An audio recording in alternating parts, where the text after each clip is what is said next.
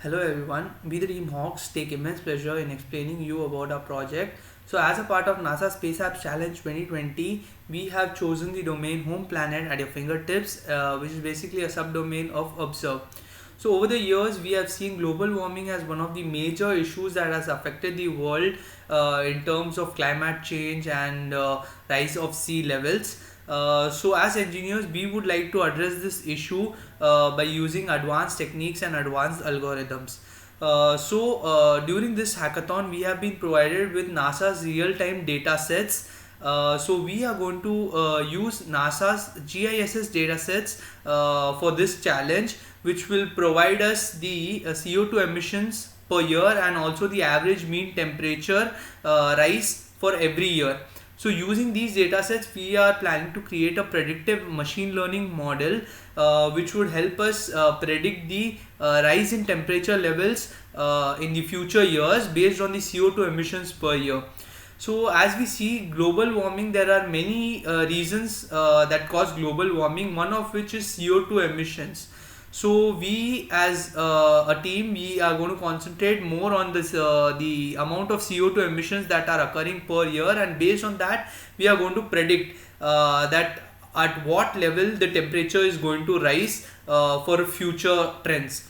So yeah, in order to express it in a more interactive way, or visual representations, we have also created interactive 3D graphics, which will we be showing you now in the website. So yeah, now we can move to the website to give you a more clear idea of what we are doing. So this is our website. We have hosted it locally in our network. Let's first check out the UI of the website. So this is our home page, and this page is about our project. And we also designed a page for our team members.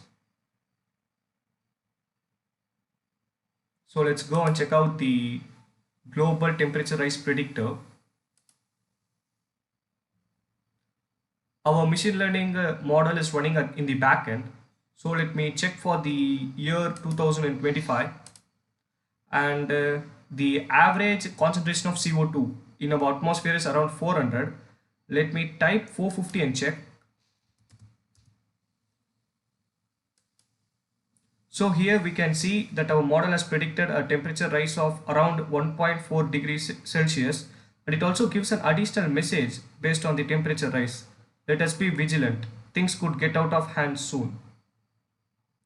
Let me try for a higher concentration of CO2, maybe 900, and for the same year, I am typing 900 and let me check. Here we can see the temperature rises around 7.4 degrees Celsius, and the message it shows is catastrophic situation since the rise is too much.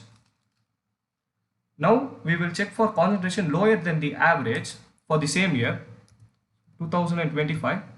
So I am typing around 200, which is less than the average. The average is around 400 ppm. So here we can see a negative sign in the temperature. It means that the global temperature has reduced to 1.74 degrees Celsius. And it also gives us a message stating we seem to be on track. Let us keep it up.